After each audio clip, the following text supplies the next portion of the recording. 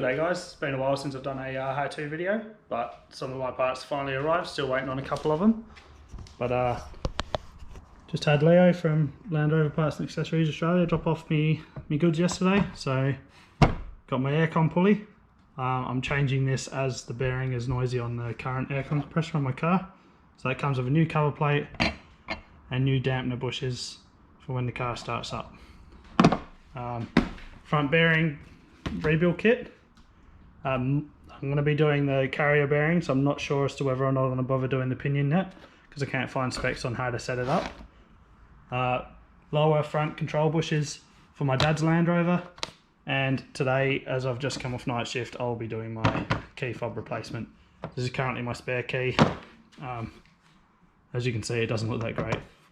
So I bought this for 20 bucks off of eBay, and it comes with a new battery and new buttons to install into it. And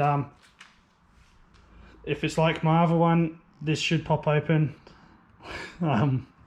hopefully, whereas this one, your genuine one, you have to cut open. So I'm going to do that now with a Dremel, but you can, last time I done this, I used a Stanley knife. So yeah, let's get to it.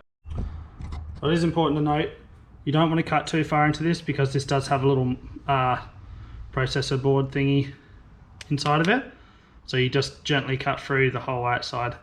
Cut through this side to the key, and then the inside, and then you lever it apart and you'll get this and this plastic clip out. Hopefully it doesn't make a liar out of me.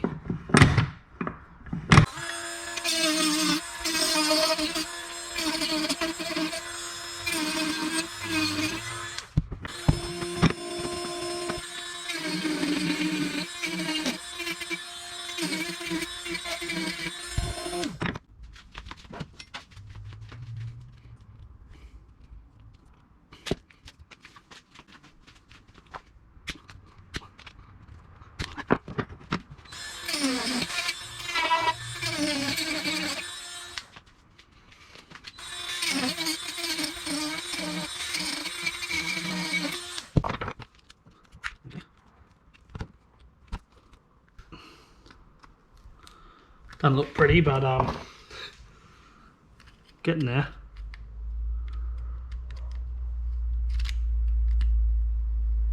Obviously, when you're using a Stanley knife, it's not good technique to pull towards you.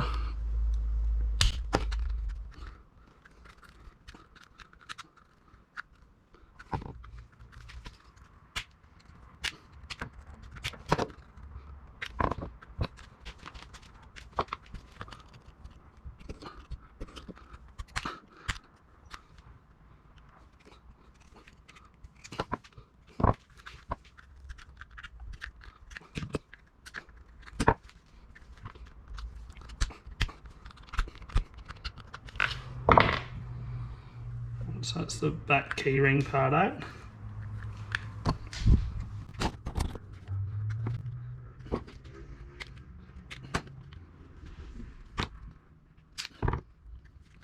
So all I've got left now is, I don't know what the lighting's like for you guys, but all I've got left now is just to separate inside of here.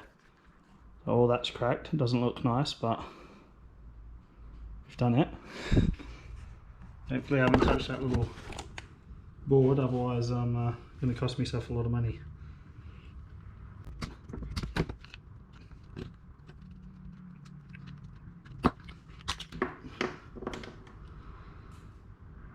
Alright.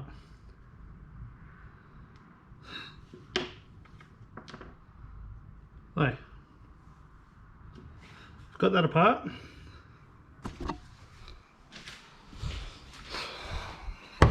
Alright, so we've got this apart.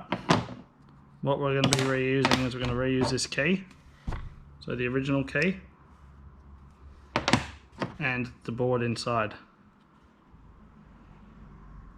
which it doesn't look like I've touched, thank God.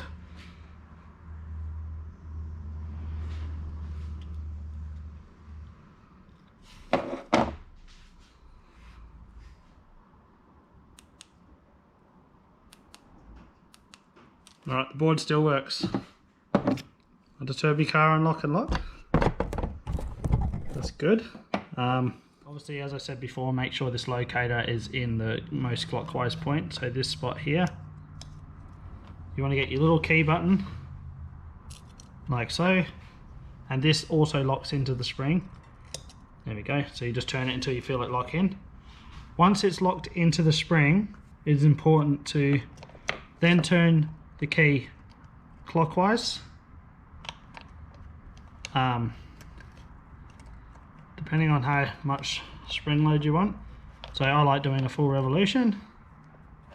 That gets you nice and tensioned. You then drop your keychain hook in the back and push your key cover on. So for me, this thing always falls out the back, so just double check before you lock it into place.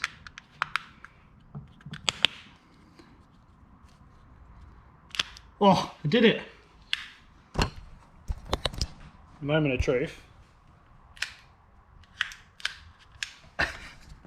So that took me 20 minutes, which is a bit embarrassing. Right, and the last step is it comes with a tiny little screw bit, and you screw it all together.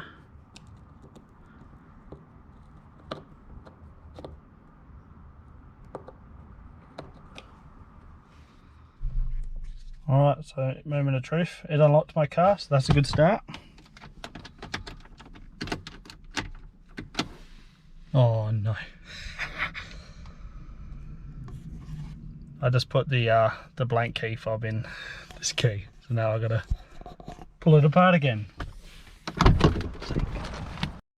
Alright, so we're back in again with the actual key, not the blank key.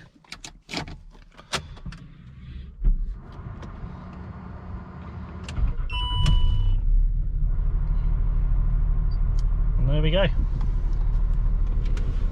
Yeah.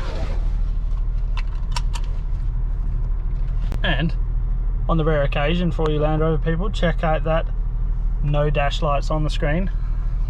Bet you're jealous. Alright, thanks for watching guys. I'll see you on the next one.